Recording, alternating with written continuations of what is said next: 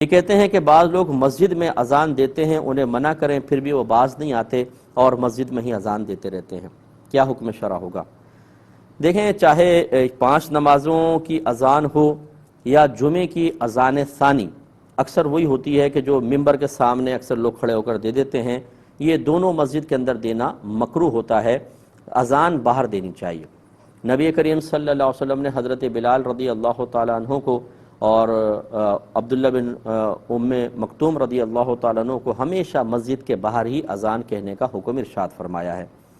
لیکن اگر کوئی کسی شرعی دلیل کے ساتھ مسجد کے اندر اذان دیتا ہے، شرعی دلیل کا مطلب کسی مفتی صاحب نے اس کو اجازت دی ہے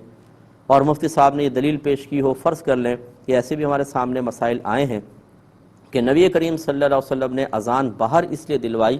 کہ اصل میں اذان ہے لوگوں کو اس بات کی اطلاع دینے کے لیے کہ نماز کا وقت شروع ہو گیا ہے، آپ نماز کی طرف آئیں۔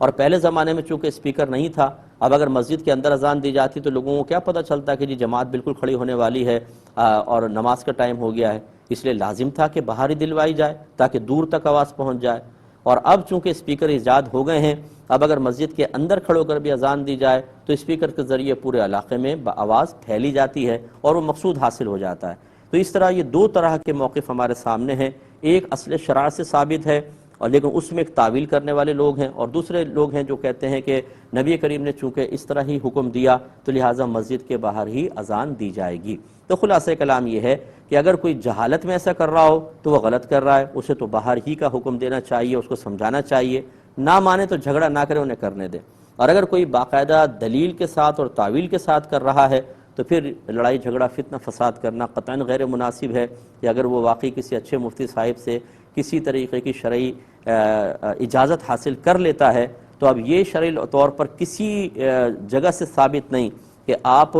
اپنا شرعی طور پہ ثابت شدہ مسئلہ کسی پر مسلط کریں۔ ٹھیک ہے، وہ اپنی شرعی دلیل سے کام کر رہا ہے، اب اپنے کریں، لڑائی جھگڑا فتنہ فساد نہیں کرنا چاہیے، لیکن ہم اسی بات کے قائل ہیں کہ مسجد کے باہر ہی اذان ہونی چاہیے۔